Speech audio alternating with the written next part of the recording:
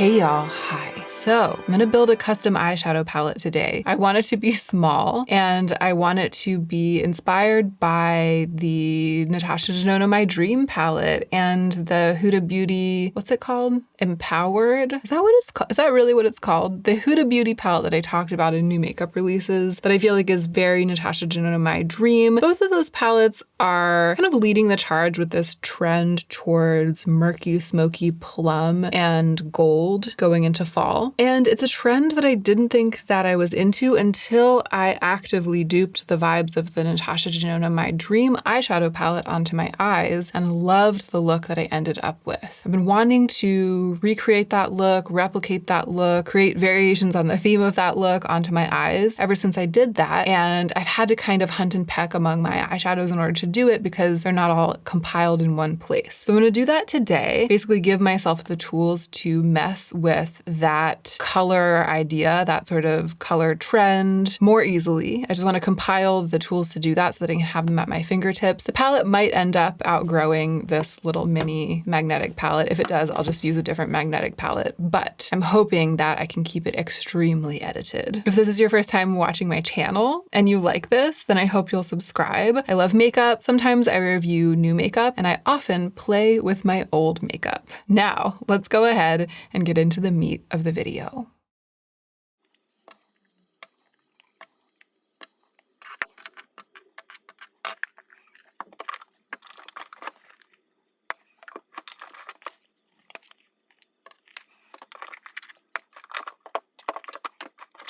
Okay, so these are some single eyeshadows that were like living their best lives, just like scattered among some random magnetic palettes. They weren't at home in the big magnetic palettes in which I house my shadows. These are the big magnetic palettes in which I house my shadows. As you can see, several of them are missing. So tried to gather them together. And you know, some of them might be candidates for inclusions in today's palette. And let's see if there's anything else that jumps out at me as being a candidate. It's really that like burgundy that I want, you know?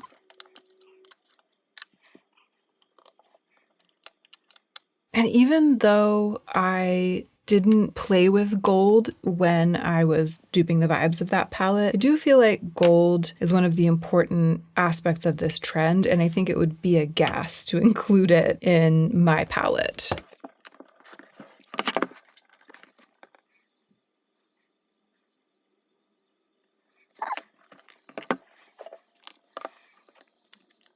This is the Viseart Petite Pro Une. I feel like it could actually be really useful to include some of these because they're so tiny and I want to keep it small. All right, I've pulled out this little Petites. It's the Viseart Petites Dark Mattes palette for the same reason. And yeah, there's some great purples in here. And weirdly, I'm kind of tempted to include this dark navy if there's room for it. I feel like you could add something interesting.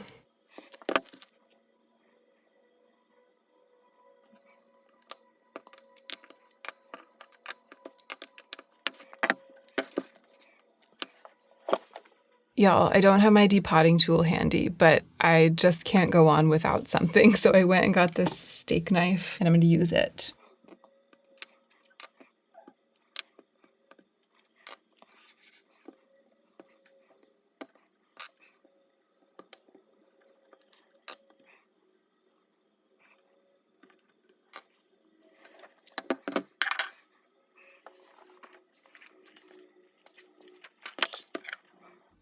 I feel like I'm gonna want something like Cava. And I feel like if I really wanted to do it right in terms of including the flaky gold that everyone's been putting in those palettes, I would include this or something like it.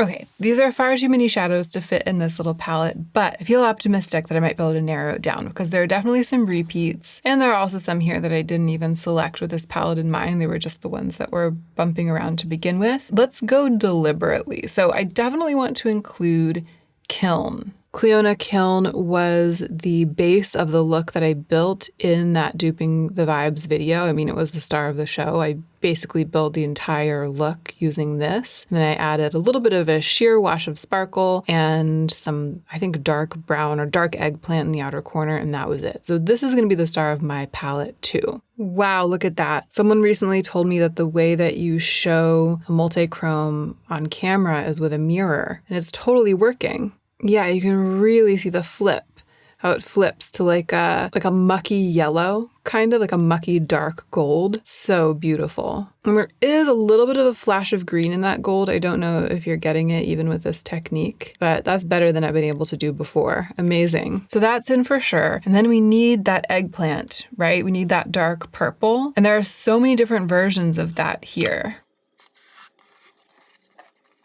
This is a great just straight up dark brown from one of those Viseart palettes, and the pan's so tiny that I feel like hopefully it'll fit. I'm just gonna go ahead and include it for the time being.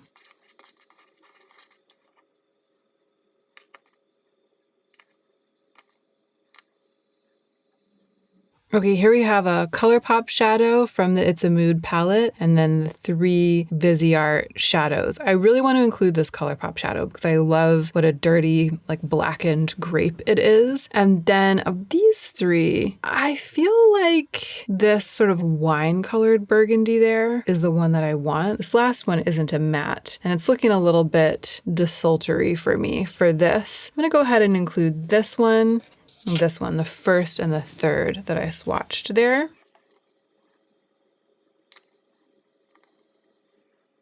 And then we have, again, a Viseart ColourPop, and this is an Adept single from back when Adept was selling singles. That is, of the 3 of them, that's the one that I like the most, but it's really similar to the Viseart one that I already included, and the pan is much bigger, so it's going to be harder to fit them all in if I choose it. So I'm not going to pick any of these 3 because this is just a warm brown. This one's a little bit more red than what I'm going for.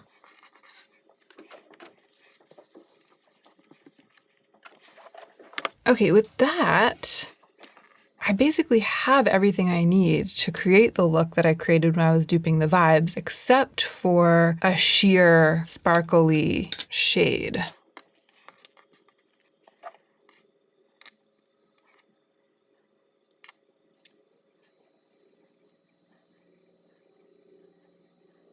So these 2 are ColourPop glitters, and then that last one there is Natasha Denona Cava, which really used to be my go-to for making my brow bone look wet and blending out the edges of mattes. I've since acquired a couple of other shadows that kind of do the same thing. The ones I've been using the most lately are by Pat McGrath. And I actually don't anticipate removing my Pat McGrath palette, the one that I've been using the most, Moonlit Seduction, from my vanity over the next month or so. So I bet that I'll be reaching into it for this. Like for this kind of thing. And because space is at such a premium for this palette, I don't feel like I absolutely need to include Cava. But swatching these 2 is making me realize that one of these textured glitters might really belong in this palette. And I think that it would be this, like a dirty gold, because Get Lost here, even though it's really amazing, it's flashing more color. It's flashing like blue and orange and stuff. And I kind of want to keep it a little bit more monochromatic. So at least for the time being, I'm going to put this glitter, which came from the It's a Mood palette.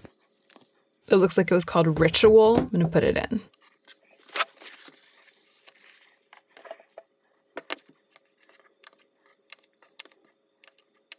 Wow, this is exciting. I feel like there's room for a number of other shadows.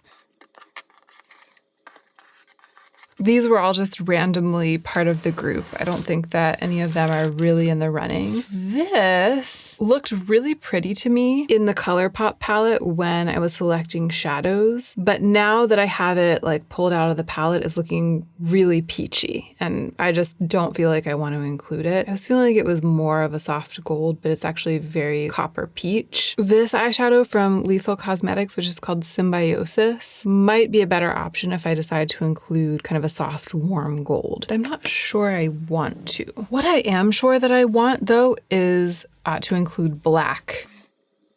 This is Transmutation from Lethal Cosmetics. I feel like that's definitely going in. It's a really easy to use, soft, sort of charcoal-y black. And this is Lethal Rise from the Ashes, which is a shimmery charcoal black. I feel less compelled to include that. And it does seem like it leans a tiny bit blue. I'm just gonna keep the matte. And there are some close-ups of those swatches for you. Okay, so what's left? We have some golds, because I was kind of thinking about putting a gold in. I think this peachy gold is out. I'm not here for it. We have some other multi-chromes, which to me are kind of variations on the theme. I was so happy with the way that that multi-chrome look came out, the one that I did in the Duping the Vibes video. And I feel like the multi-chrome was the base of the look, and then I just built structure around it. I feel like I might want to include Weathered, which is another jeweled multi-chrome. These two are glitter multi-chromes from Cleona. This one is a jeweled multi-chrome. I think that what made that look work so well was that the jeweled multi-chrome has this like blackened base that buffs out from it. And even though this leans green, let's see if we can do the trick again. I don't know if you're getting that forest green. There you're kind of getting it. There you're really seeing the difference between the flat chartreuse, which we see directly from above, and the kind of deep forest green that this shifts to, which is what you can see in the mirror right now. That's really the full spectrum, and it's like everything in between. Wow. Really cool. Even though, now that I've demonstrated that there's green in it, I can tell you, even though there's green in it and green isn't really part of the deal, like green isn't really part of this situation, although I do think that the multi-chrome in the Natasha Denona palette shifts to a green, like a dark, dark, murky green. There's a lot more green happening in this multi-chrome than I would have thought to include in this palette, but I want to put this shadow in because I want to play with doing that same kind of look with a different jeweled multi-chrome, and I want it to be this one. Oh wait, but isn't Forge a jeweled multi-chrome too? It is! Let's include Forge too. Oh my gosh, Forge might even be the best one of all. Can you see that? Can you see that multi-chrome magic? I know that it's not in focus in the mirror, but you can at least see the color that it's flashing. Oh my gosh, this is exciting. I'm gonna put all three of these jeweled multi-chromes in here.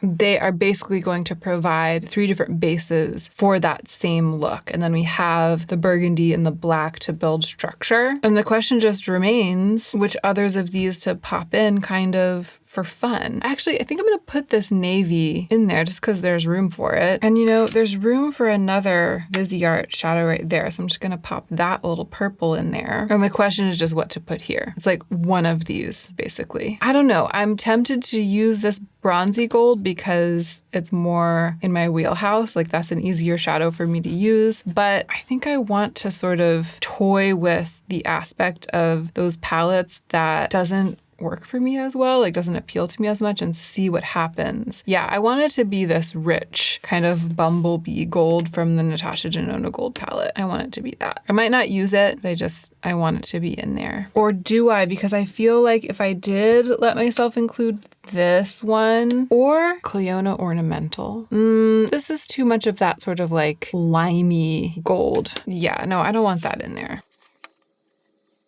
But if I include this bronze, then it'll make this palette more approachable. And yeah, I actually think that's a better choice. As thrilling as it was to kind of go the distance with this orange gold, those orange golds, that's one of the things that I don't like about the palettes that are being created in the image of this trend. It's specifically one of the reasons that I didn't want to buy the Natasha Denona palette. Yeah, let's leave it out. Let's be realistic. Let's pursue my actual dream. I fit so many more shadows in here than I was expecting to because I used those tiny Viseart mattes. I'm gonna wash this all off and then come back and swatch the final product. But first, I'm gonna put away the shadows that I didn't use.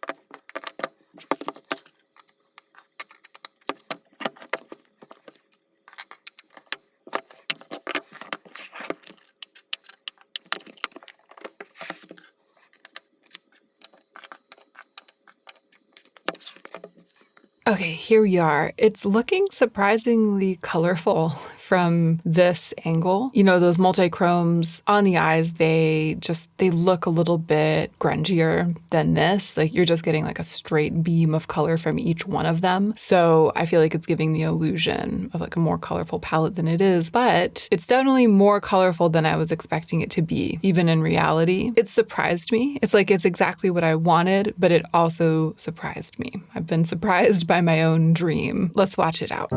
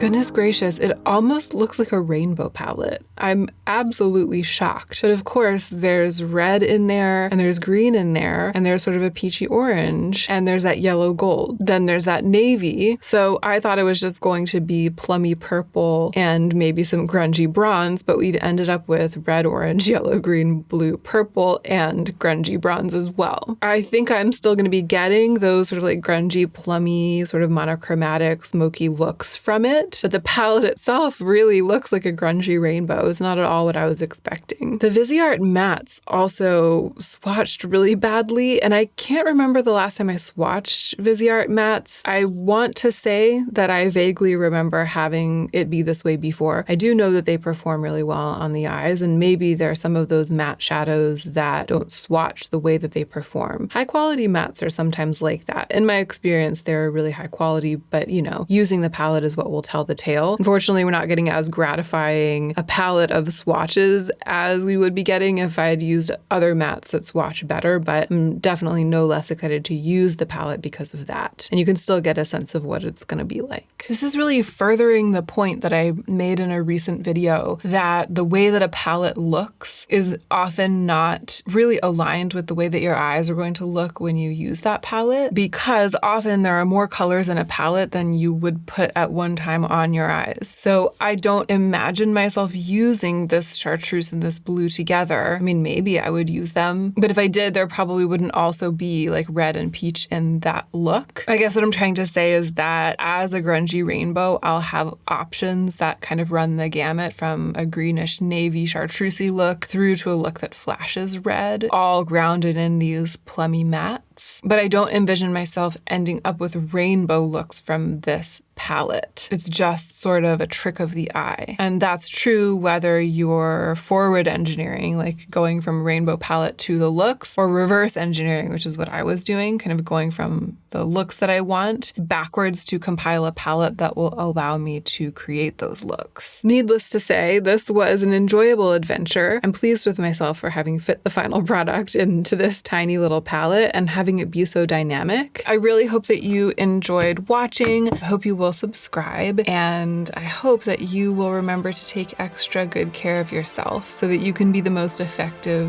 version of yourself as you do your work in the world.